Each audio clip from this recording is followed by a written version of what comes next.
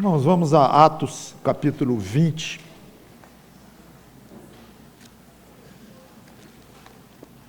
Na nossa sequência do livro.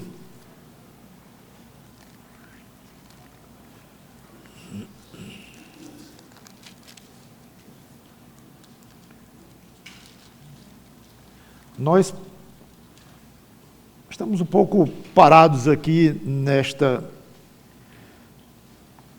parte final da terceira viagem missionária do apóstolo Paulo, quando ele está voltando para Jerusalém, já está a caminho de Jerusalém, onde seria preso. Ele mandou chamar os pastores de Éfeso, como já comentamos, e se despede deles. Esse discurso dele, essa fala aos pastores, é muito rica. Tem muitas coisas aqui e eu não estou realmente apressando, porque é um momento em que o apóstolo, sabendo que ia ser preso, um momento difícil da vida dele, fala de si próprio, abre o coração para esses homens, ministros, e faz recomendação a eles, e tem muitas lições para nós. Então, vamos aproveitá-las. Aqui vou retomar no versículo 22.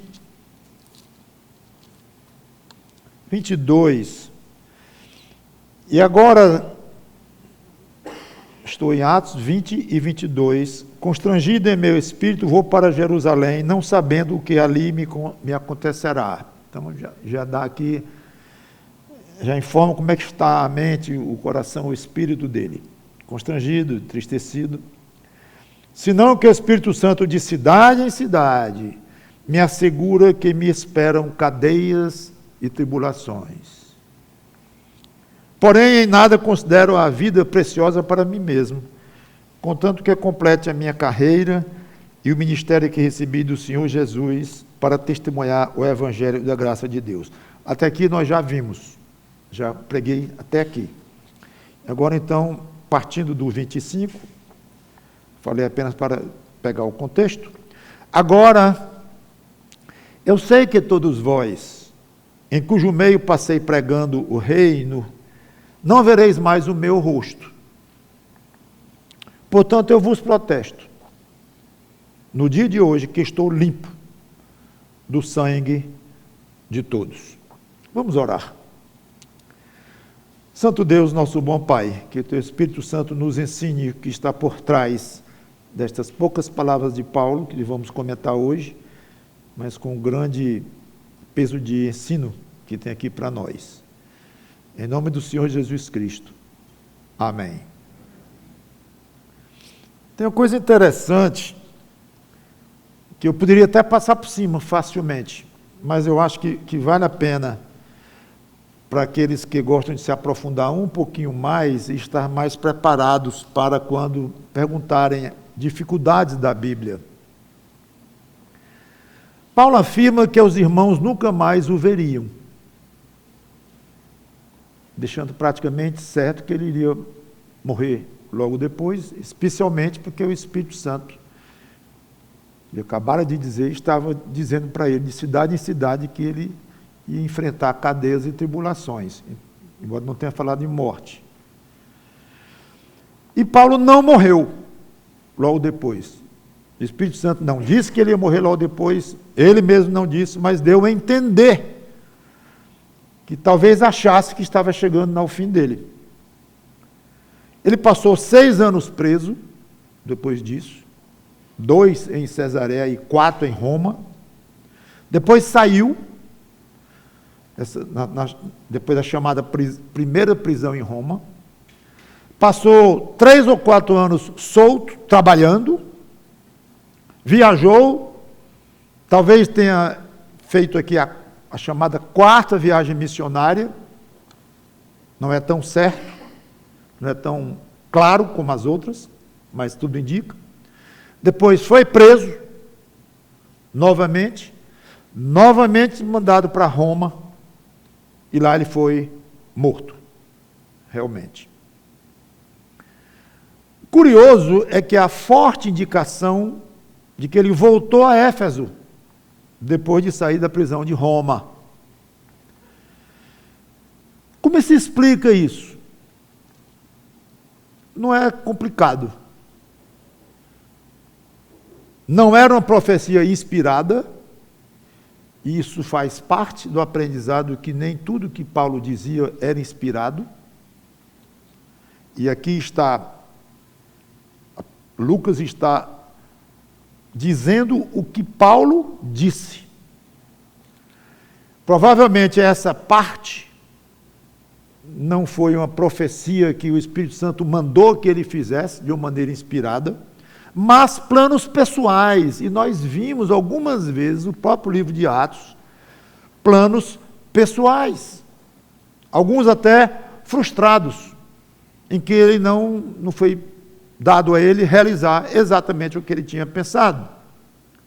Então, obviamente, o seu plano era não voltar mais naquelas regiões, e se ele não estava pensando em morte, não é obrigatório que ele estivesse, pensando em prisões, sim, porque o Espírito Santo disse para ele que ele ia ser preso e ter tribulações. Mas tudo indica que ele tinha planos de, se não fosse morto, de seguir para o oeste, de ir até Roma, que ele não tinha ido antes, e talvez até a Espanha. Em outra passagem ele fala de um plano de ir à Espanha, que nunca foi até onde nós sabemos. Em suma, é como se ele dissesse: baseado nos meus planos, vocês não vão me ver mais, porque eu não pretendo voltar mais aqui. Eu tenho outros planos, mesmo que eu não venha, se eu não vier a morrer com essas prisões que eu sei que virão. Algo assim. Aí Deus tinha outros planos e fez com que ele nunca fosse nesse projeto dele a Roma. Ele foi a Roma preso, que não era o plano dele, e muito menos a Espanha.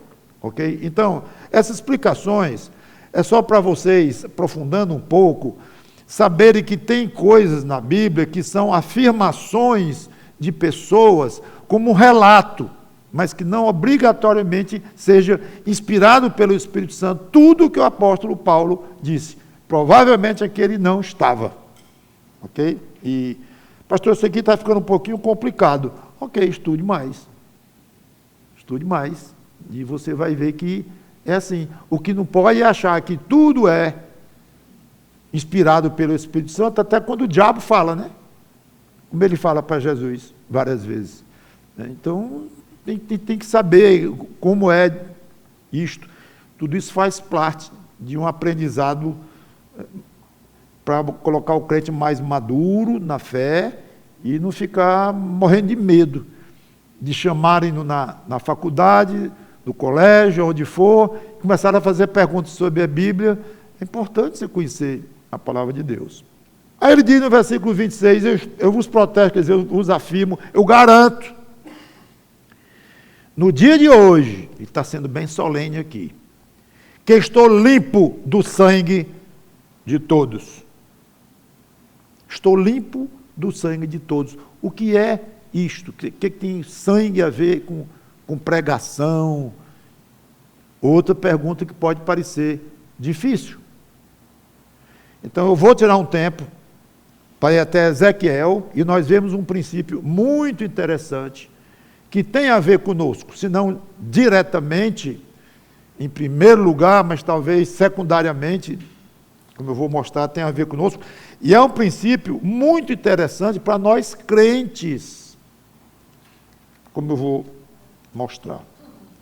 Então, Ezequiel, mais ou menos 600 anos antes de Cristo, no capítulo 33, ele diz, Ezequiel 33, veio a mim a palavra do Senhor, dizendo, filho do homem, fala aos filhos do teu povo e dize-lhes, quando eu fizer vir a espada sobre a terra e o povo da terra tomar um homem dos seus limites e o constituir por seu atalaia, que significa também vigia,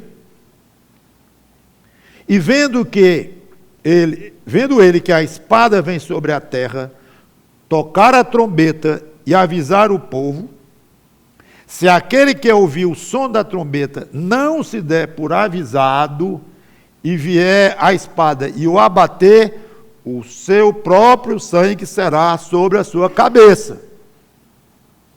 Ele ouviu o som da trombeta e não se deu por avisado. O seu sangue será sobre ele. Mas o que se dá por avisado salvará a sua vida. Mas, se o atalaia ou vigia vir que vem a espada e não tocar a trombeta, e não for avisado o povo, se a espada vier e abater uma vida dentre eles, este foi abatido na sua iniquidade. Ele tem os pecados dele para dar conta, o outro. Mas o seu sangue demandarei do atalaia. A ti, pois, então, até aqui, ele diz que o vigia, qualquer vigia de qualquer cidade, genérico, tem a responsabilidade de avisar. Vem inimigo aí. Se o que ouve leva a sério, ok. Se ele vier morrer, morreu, mas ele levou a sério tudo mais. Mas se o atalaia, e o atalaia está livre do sangue dele, disse que vinha gente, o inimigo veio, matou um bocado de gente, o vigia não tem nada a ver com isso. Ele avisou. O trabalho dele é avisar. Grave isso na sua cabeça, porque é importante para que vamos concluir. Seu trabalho, vigia, é avisar. Está vindo aí. Agora, como é que o outro vai fazer, vai reagir, se vai lutar, se vai fugir, se vai morrer, se vai ficar vivo, é outro assunto. O atalaia, o vigia. Mas, me diz aqui, o atalaia vê que vem o inimigo. Não cumpre a obrigação dele. Não avisa para as pessoas que o confiaram nele para avisar. Não fez isso. Aí vem o inimigo e mata pessoas que não tiveram a oportunidade de se defenderem. Ai deste atalaia. Ai deste vigia. Porque Deus vai responsabilizar e cobrar dele, vigia, a displicência dele. O que morrer lá, como ele disse, interessante o detalhe, né? Ele morre na sua iniquidade, quer dizer, o que morreu, morreu, ele vai dar conta dos pecados dele e tal, ele não está desculpado só porque não ouviu uma trombeta que você não tocou, mas ele vai morrer dos pecados dele, tudo bem, mas não fica só por aí não, você vai ter algo a ver com a morte dele, e eu vou cobrar de você, e essa cobrança não vai ser nada agradável nem gostosa. Muito bem. Do 7 ao 9, a ti, pois, ó filho do homem, te constituí por atalaia sobre a casa de Israel. Agora ele aplica a realidade de um atalaia qualquer, de uma cidade, para, pessoalmente, Ezequiel. Te constituí atalaia sobre a casa de Israel. Tu, pois, ouvirás a palavra da minha boca e lhe darás aviso da minha parte. Se eu disser ao perverso, ó perverso, certamente morrerás, e tu não falares para avisar o perverso do seu caminho, morrerá esse perverso na sua iniquidade, mas o seu sangue eu o demandarei de ti. Mas se falares ao perverso para o avisar do seu caminho, para que dele se converta, e ele não se converter do seu caminho, morrerá ele na sua iniquidade, mas tu livraste a tua alma. Então, o assunto aqui não é mais avisar um inimigo, o assunto aqui é avisar o que Deus mandou ele falar para o povo de Israel. A aplicação que Deus faz é clara, é fácil de entender, do jeito que o vigia tem a responsabilidade de avisar lá, é a incumbência dele. Você está agora, Ezequiel, incumbido por mim, Deus, de falar para Israel se e quando eu mandar. E o assunto aqui não é invasão de terra, de morte física, não. O assunto aqui é espiritual. É aviso de, como eu disse aqui, dos caminhos que aquela pessoa está seguindo, dos rumos que está tomando. Esse é o assunto. Se você avisar a ele, e ele não der valor e seguir pelo caminho que ele quiser, vai morrer na iniquidade dele e você está livre. Se você não avisar, eu vou cobrar de você isto, da maneira como Deus achar que ele deveria se cobrar. Vamos para Paulo.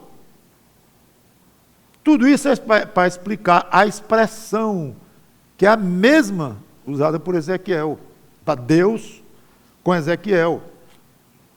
Limpo do sangue. O vigia está limpo do sangue do cidadão lá da cidade que confia nele, se ele tão somente avisar, vem inimigo. Ok. O profeta Ezequiel estaria limpo do sangue de qualquer israelita, a quem Deus mandou ele dirigir uma ameaça, e ele fielmente dirigiu uma ameaça.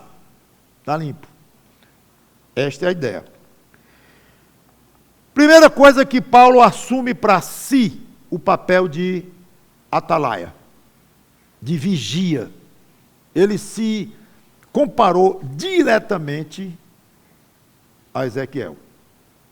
É óbvio. Talvez ele estivesse pensando nisto. Até pela expressão que ele usou, idêntica. Aqui está lá. Está livre do sangue. Paulo havia recebido a missão diretamente de Cristo, que eu não vou ler. Aliás, está em Atos 26, nós vamos chegar lá, inclusive, no relato que ele fez quanto à conversão dele. Ele recebeu uma missão claríssima, do jeito que Deus disse para Ezequiel: eu estou te constituindo atalaia, vigia, você avise. Cristo disse para Paulo claramente: eu estou escolhendo você, é um vaso escolhido, para levar o evangelho para quem eu mandar, para as portas que eu abrir. Eu estou lhe dando, Paulo, uma tremenda responsabilidade, recebido de Cristo, diretamente. Está lá a passagem, eu não vou ler.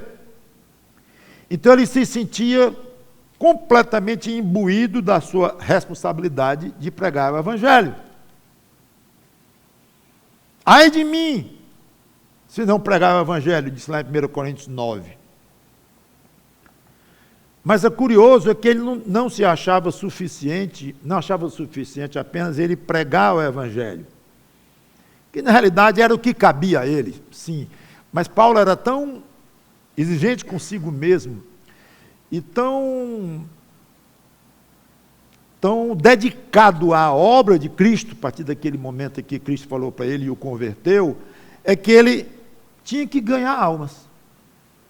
Tinha que ganhar almas. Ele foi além. Ele não tinha que ganhar almas, não. No sentido de que não está à altura do poder dele ganhar ninguém. Quem converte ao Espírito Santo, ele sabe disso. Então, por que ele disse aqui em 1 Coríntios 9, agora eu quero que você vá lá comigo. 1 Coríntios 9, 19 a 22, os que gostam de anotar alguma coisa, perceba que palavra chama a atenção pela quantidade de presença aqui. 1 Coríntios 9, 19 a 22. Porque, sendo livre de todos, fiz-me escravo de todos, a fim de ganhar o maior número possível. Procedi para com os judeus, como judeu, a fim de ganhar os judeus. Opa, já repeti um verbo aqui. Para os que vivem sob o regime da lei, como se eu mesmo assim vivera, para ganhar os que vivem debaixo da lei. Terceira vez, o verbo ganhar, embora não esteja eu embaixo da lei. Aos sem lei, como se eu mesmo fosse, não estando sem lei para com Deus, mas debaixo da lei de Cristo, para ganhar os que vivem fora do regime da lei. Fiz-me fraco para com os fracos, com o fim de ganhar os fracos. Fiz-me tudo para com todos, com o fim de, por todos os modos. Aí ele usou um verbo que explica o ganhar. Salvar. 5 vezes o verbo ganhar. Na sexta, em vez de ele repetir a sexta vez o verbo ganhar, ele usou um outro verbo que explicou o ganhar que ele estava se referindo o tempo todo. Não é ganhar por uma causa, não é ganhar como um sustentador do trabalho dele, como missionário, evangelista que fosse, não é ganhar amizade. Ele explica que ganhar é esse, salvar. É muito curioso isto, porque, repito, ele não tinha responsabilidade de salvar ninguém. Responsabilidade no sentido exato da palavra, que ele não tinha esse poder. Mas ele não se conformaria de hipótese alguma em dizer assim: Senhor, eu preguei até onde eu pude. Era a minha obrigação, não é? Era. Então, pronto. Paulo, houve algum resultado? Eu não sei não, senhor. Aí não depende mais de mim, se vou ganhar, se não vou ganhar. Aí é contigo agora. Eu fiz a minha parte. Para ele, a parte dele, próprio Paulo, incluía salvar. Ou participar da salvação. Óbvio, a salvação operada por Deus, mas que tinha Paulo ativamente participando. Mas o que eu chamo a atenção de vocês é o quanto ele se imbuiu dessa responsabilidade. Gente, a teologia que nós temos do Novo Testamento, 80%, 90%, veio de Paulo, Espírito Santo Paulo e nós, né? Ele sabia teologia, ele ensinou, ele revelou novidades teológicas grandes, ele sabe de tudo isso aqui, ele sabe que ele não salvaria ninguém, mas ele não precisa nem explicar aqui. Pelo jeito aqui, isso é para Paulo. Como é? Ele está dizendo assim mesmo? Ele está querendo de todo jeito salvar alguém? Ele salva ninguém? Paulo, o senhor salva alguém? Ele disse, não. Como é que você diz isso aqui? Porque eu sinto como responsabilidade salvar. Não consigo, mas eu sinto. E se eu pudesse, eu salvava? E até onde o meu Senhor puder me usar o meu trabalho, usar a minha responsabilidade e poder me incluir um tiquinho na salvação daquela pessoa, eu me sentiria muito honrado. É por isso que eu uso a expressão eu salvar. Ele diria desta forma.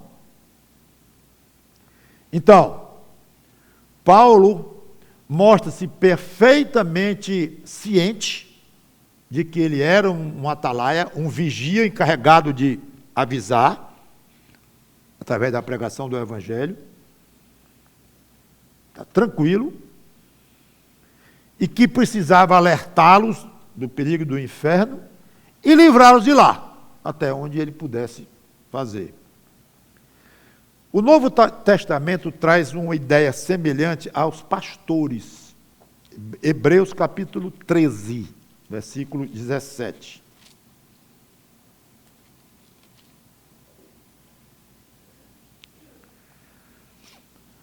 Obedecei aos vossos guias e sede submissos para com eles. Está falando dos pastores aqui. Pois velam por vossa alma, como quem deve prestar contas. Para que façam isto com alegria e não gemendo, porque isso não aproveita a vós outros, não é bom vocês procederem assim. Obedeçam e tal. Uma ideia de que o pastor vai prestar contas a Deus pelas almas das ovelhas de Cristo confiadas a ele, pastor. Aliás, vou trabalhar um pouquinho em causa própria. Tenham paciência quando o pastor convocar vocês para uma conversa, talvez difícil, um ajuste de contas. Ajuste de contas de alguma explicação que você precisa dar, corrigir algum rumo que você está tomando. Pastorzinho exigente, pastorzinho fica aí quase se metendo na minha vida demais e me chama para eu dar satisfação disso, daquilo. Gente, ele vai prestar contas da sua alma. E qual é o poder espiritual que um pastor tem sobre a alma de alguém? Nenhum. Nenhum. Qual é o poder que o pastor tem de tornar alguém espiritual? Nenhum. Mas Deus considera quase como se ele pudesse. E quer ver aquele homem que ele chamou para tomar conta das ovelhas dele, desempenhando aquele papel com muita responsabilidade e com exigência e com amor, tudo junto, para depois poder chegar a Cristo e dizer: o que eu fiz foi isso, Senhor. Mais do que isso, não dava. Só tem uma pessoa no mundo que pode dizer: é isso mesmo. É o próprio Jesus Cristo. Então, o pastor tem que estar em paz, se ele endoida, se ele levar a sério isso aqui, senão está tudo bem. Mas Ezequiel, você preste atenção. Paulo, você preste atenção. Um pastor aqui, você preste atenção, porque se a prestação de contas que você vai dar não me satisfizer, Cristo falando, não vou gostar e você vai ter danos. Então, nunca esqueça isso. Segunda coisa, ore pelo seu pastor para que Deus tenha misericórdia dele quando for pedir contas. Porque é óbvio que essa prestação de contas não será perfeita. É óbvio que vai ter falha. Botou gente na história, botou coisa humana na história, vai ter defeito, vai ter falha.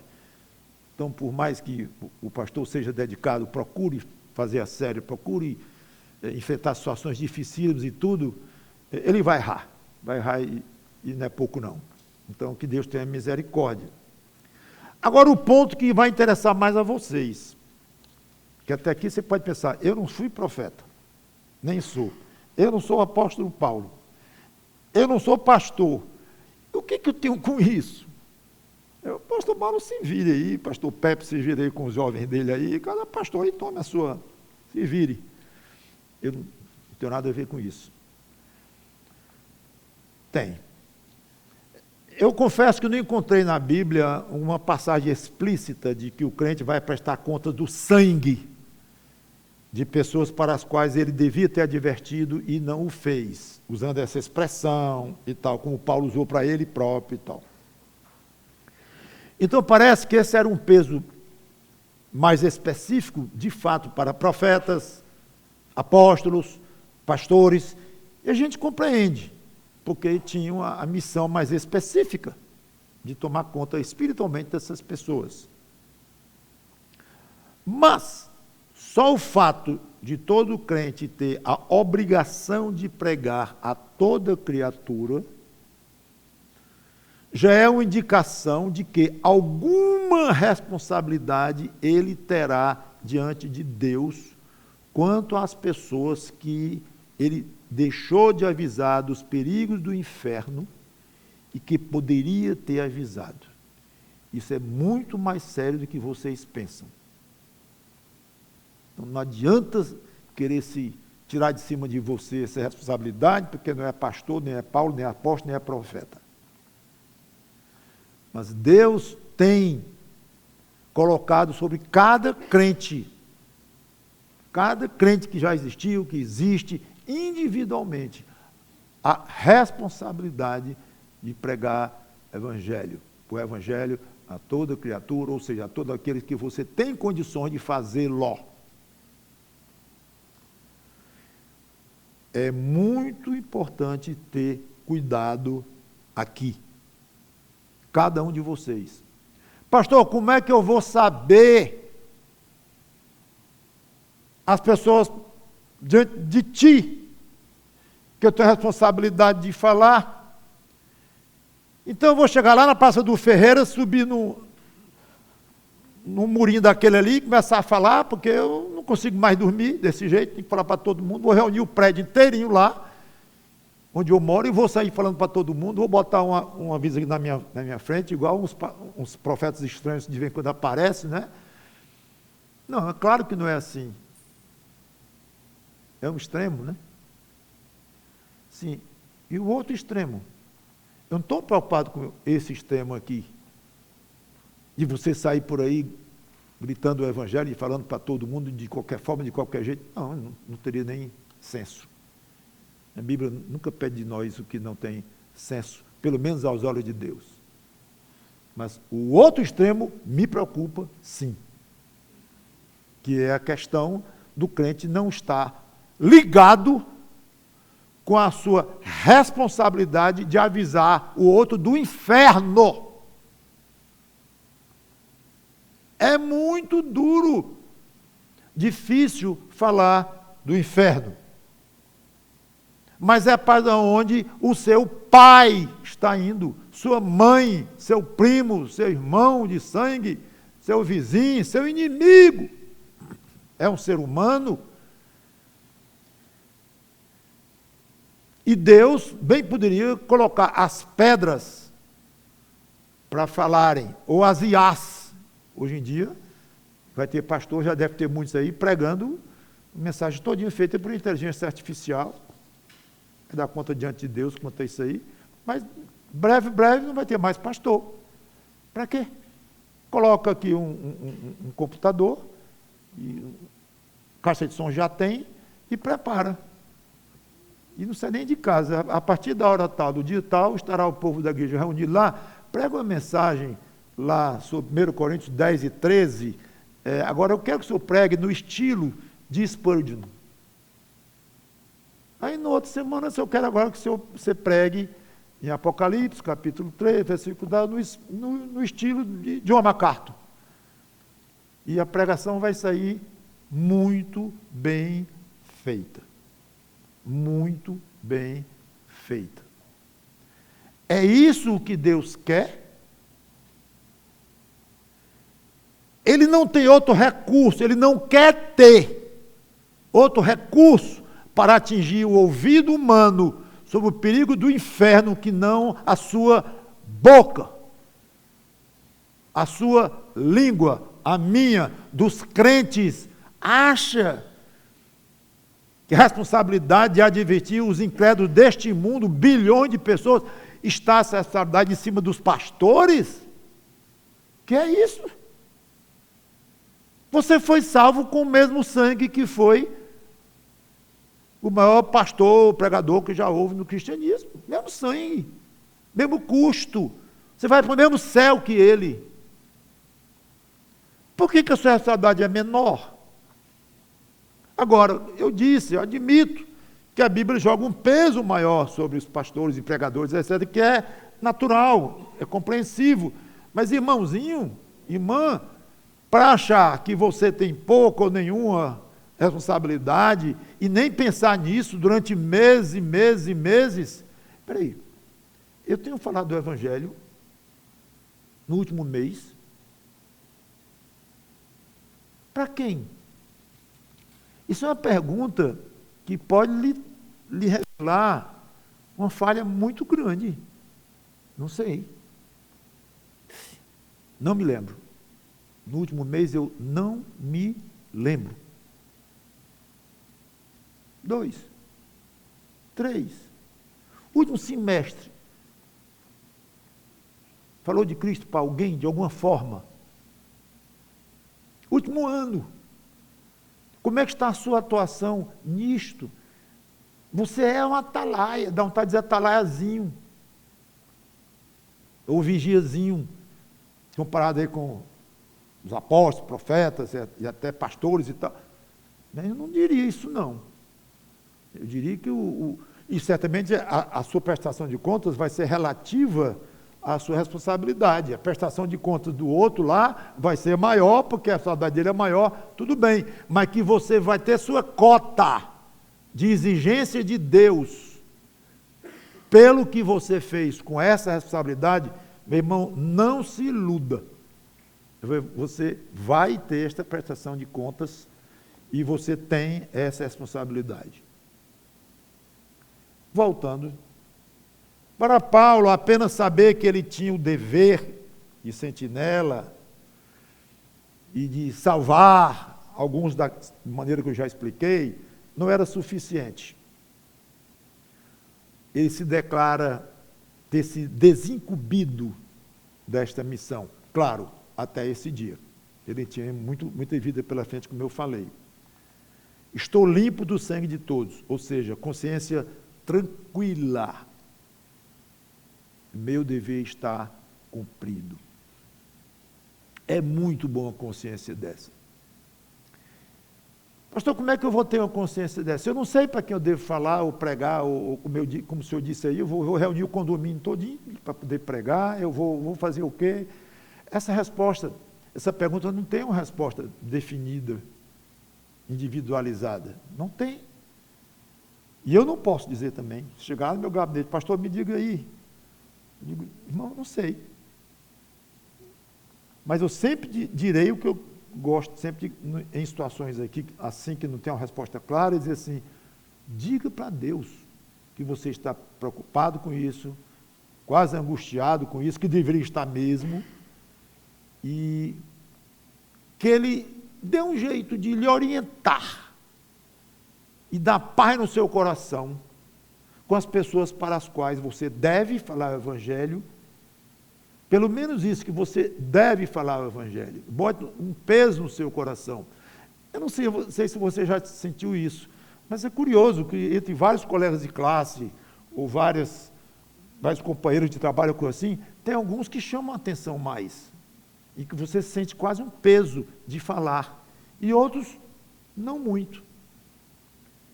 Eu creio perfeitamente que o Espírito Santo convoca, ele chama, ele inclina para uma ou outra. Então, como eu disse, vai acabar sendo quase impossível de você definir cada classe de pessoas. Talvez o Espírito Santo não vai dizer assim, não, pregue para todos os seus companheiros de trabalho, e pregue para zero vizinho do condomínio. Não tem sentido isto. Então, é o dia a dia. O importantíssimo é você dizer, eu estou preocupado com isso, Senhor Deus, ou preocupada. Eu estou pedindo tua orientação, eu estou aberto para que tu toques o meu coração e me indique da maneira que tu tens para indicar, a forma que tu tens.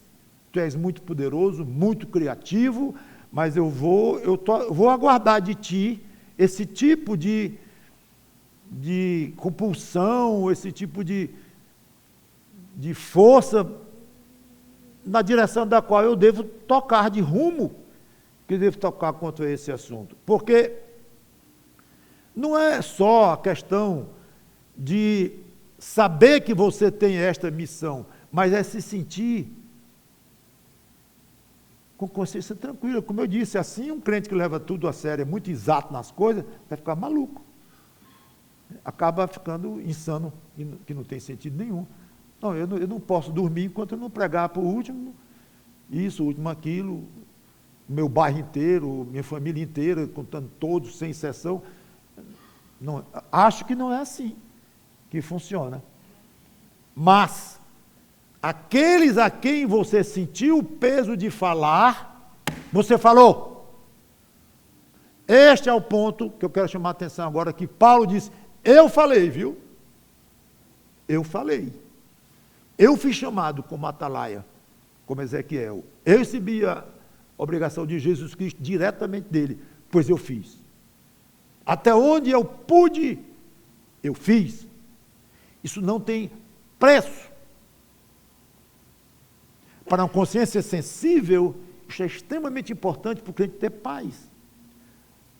Agora, para um crente cuja consciência está meio pedrada, meio cicatrizada aí, meio insensível como uma cicatriz, que eu tenho medo que muitos estejam assim, aí não dói muito não, Está pensando muito nisso? Não está preocupado com isso?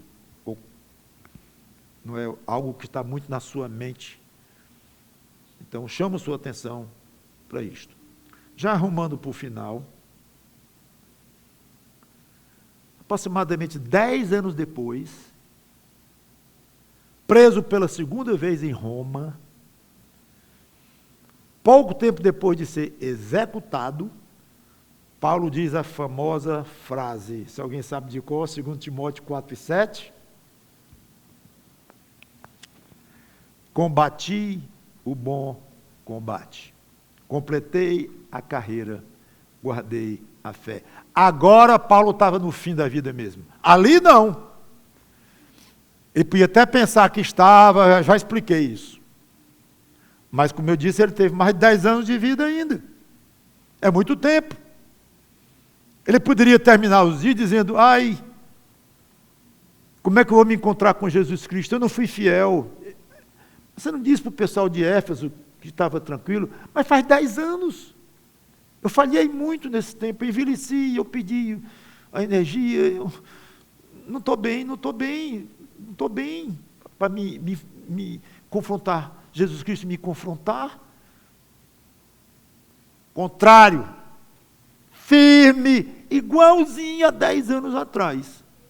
E ainda com essa frase famosa do mundo inteiro, combati o bom combate, lutei. Agora, se eu tinha mais força 20 anos atrás do que tinha 10, é claro que a minha força na luta foi menor, claro, proporcional. E se hoje a minha força é menor do que há 10 anos, é óbvio, é a força que eu tenho, mas eu combati com a minha força, pequena ou grande. Você acha que Deus vai exigir a força de um homem de 60 igual a de 30? Óbvio que não. Combati o bom combate da maneira que eu pude. Completei a carreira. Eu tinha um rumo para seguir, um lugar para chegar, em termos de carreira, de missão. Cheguei. É bonito demais. Guardei a fé. Aí é o aspecto pessoal dele. Os 2 primeiros pontos, ele fala do aspecto ministerial dele. Então, continuava inabalável nele a certeza de um serviço feito com muita seriedade e muita dedicação. Deve ser muito gostoso para um servo de Deus chegar no fim da vida e poder dizer esta frase que Paulo disse: combati o bom combate. E não pense novamente, porque não é pastor, então isso não tem nada a ver com você. Você tem um combate. Todos nós temos um combate para travar, incluindo o combate dentro de nós mesmos, né? A luta da carne contra o espírito. Começa dentro de nós o combate. E o combate externo contra os inimigos do Evangelho. Então, chegar no fim da vida e poder dizer esta frase, ou ter esse pensamento, essa consciência tranquila, é muito importante. Eu poderia encerrar aqui, e tinha dito já praticamente o que eu teria que dizer. Tem um problema na expressão fim da vida, especialmente para os jovens. Por quê? Porque leva para anos depois, décadas depois. Quando é que um jovem de 13 anos de idade, 14, 15, 16, vai ouvir essa expressão? É muito bom chegar no fim da vida e poder dizer, estou com consciência tranquila, isso é coisa do pastor, para o pastor Mauro, para a turma os 60 aí, 50 talvez, tá? Eu, de 15, cara, fim da vida, está brincando. Da minha vida toda para tomar conta disso aí. De seguinte, estão enterrando o pobre coitado lá no cemitério. O pobre coitado não, porque se for um crente está no céu. Mas estão enterrando. O mesmo, de 15 anos, que jogou no mato o aviso de fim da vida. Porque isso aí é lá, para quando eu ficar velho. Quem lhe disse que você vai ficar velho? Então pode ser uma armadilha a sua idade. para esse tipo de alerta. Porque a tendência, quanto mais novo, é dizer assim, depois eu vou cuidar disso. Haverá muito tempo? Não tem quem possa responder. Pastor, e aí o que é que faz? É muito simples. Considere que seu fim da vida é hoje. Pastor, que morbidez, coisa horrorosa. Eu vou passar a minha vida pensando todo dia que minha morte pode ser hoje. Bom, eu estou falando de um aspecto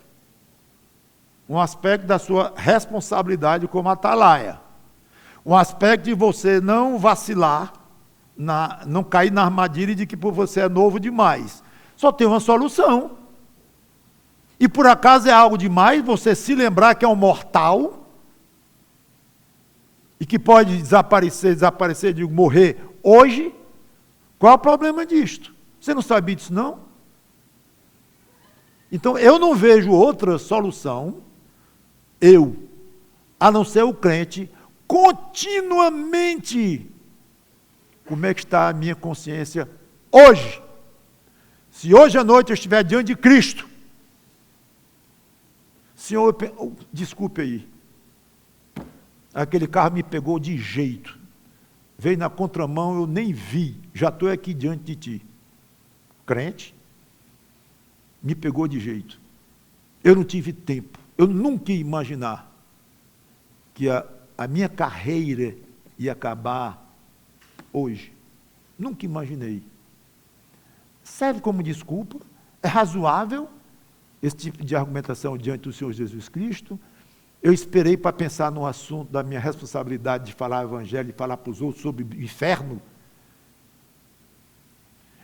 Pastor, porque eu estou falando só sobre o inferno e não fala no céu hoje, porque eu estou pensando em Ezequiel, que o assunto era prevenir um ataque. O atalaia lá. E Ezequiel era prevenir a ameaça que Deus mandou fazer. Ele diga para o pecador. Esse é o contexto. Por isso que estou falando muito aqui na responsabilidade sul de falar sobre o inferno. Porque geralmente a gente fala muito da responsabilidade de quê? Falar o evangelho, eu já falei essa expressão várias vezes hoje, mas pensando em falar do céu, falar da salvação. Corretíssimo. Mas é metade do evangelho. Falar no céu. É metade. Falta o outro lado. Como eu conheci já várias pessoas, diz, não, eu não me incomodo com a morte. Por quê? Porque quando a gente morrer, a gente volta para o pó. Deus não disse? Ainda puxa a Bíblia, bacana, né? Ainda dá uma aula de Bíblia para você. Deus não disse? Se pecasse, voltaria ao pó? Então, volta ao pó. Acabou-se. Mas nós não cremos isto, nós crentes. Então, nós temos uma responsabilidade para cuidar.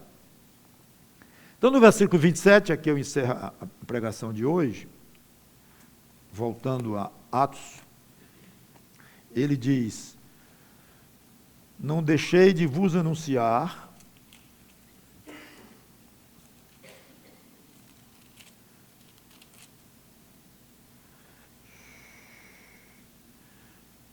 portanto, eu vos protesto no dia de hoje que estou limpo do sangue de todos, porque jamais deixei de vos anunciar todo o desígnio de Deus.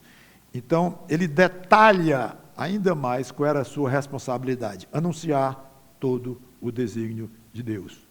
Exatamente o que eu estava dizendo. O desígnio de Deus, o que Deus mandou nós falarmos do que está revelado, o desígnio dele, e de nós expormos, inclui o inferno, a perdição daquele que nasce e continua no estado em que nasceu, separado de Cristo, e inclui a salvação em Cristo que leva para o céu.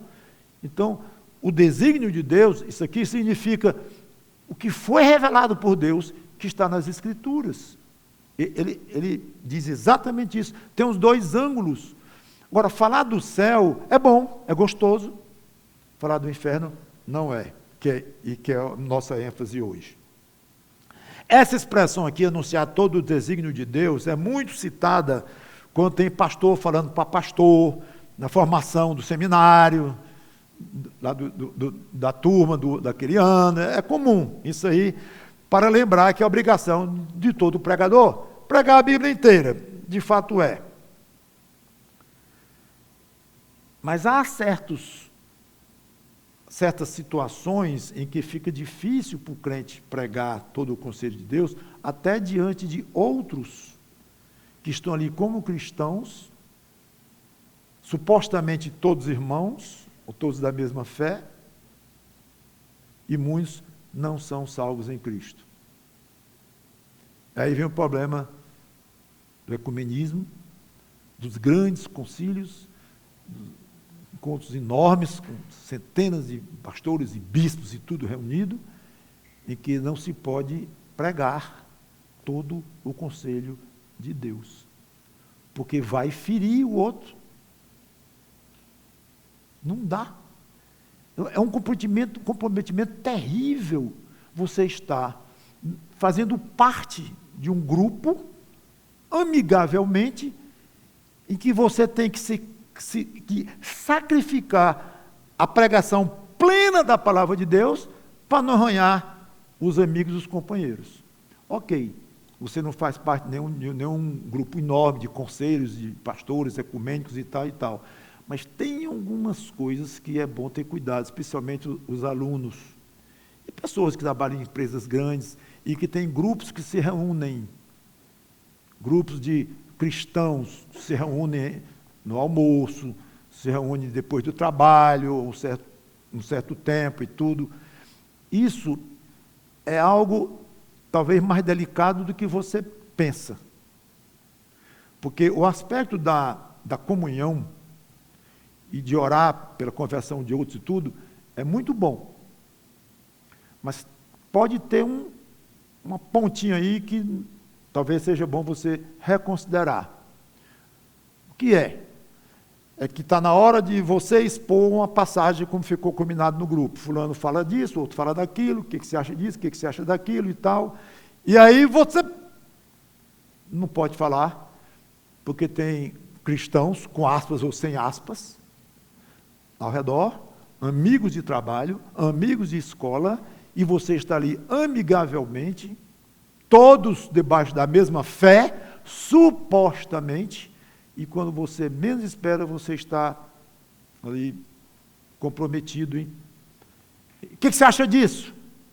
Aí, para você ser franco, você vai ferir o outro que está aqui, o outro que está ali. O assunto pode ser qualquer coisa, segurança de salvação, línguas, profecia, batismo, milênio, o que for. Então você vai dizer uma coisa que vai ferir. Agora, se é uma coisa leve, vá. Um detalhe, coisa assim, já fica um pouco esquisita a reunião. Mas quando entra se tiver alguém mesmo de um outro tipo de convicção, quanto à questão de salvação de obras, misturada com fé e tudo, aí vai ser complicado.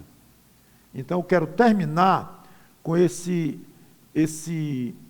alerta de Paulo aqui, é que não é só para o pastor estar preocupado em pregar todo o desígnio de Deus, que é o pregador e tudo. Aliás, é reconhecido que o pobre do seminarista, ele sai de lá com carga total, né? E louco para pregar. Aí no dia da formatura dele, veio um pastor, abriu esse texto aqui e diz: pregue todo o conselho de Deus. Aí o pobre do pastor novinho, aí vai pregar numa igreja que convida para ser candidato, pastorado, tudo. Aí o pobrezinho quer pregar todo o conselho de Deus numa pregação. Dá uma salada, porque o pobre não sabe para onde vai, e aquilo pesando na cabeça dele, que ele tem que pregar. Se ele não pregar tudo que a Bíblia diz, ele não está fazendo direito. Tá? Não é isso, não tem nada disso, não é a questão aqui, ok? Mas fica aí então o alerta. Comunhão espiritual é muito delicado.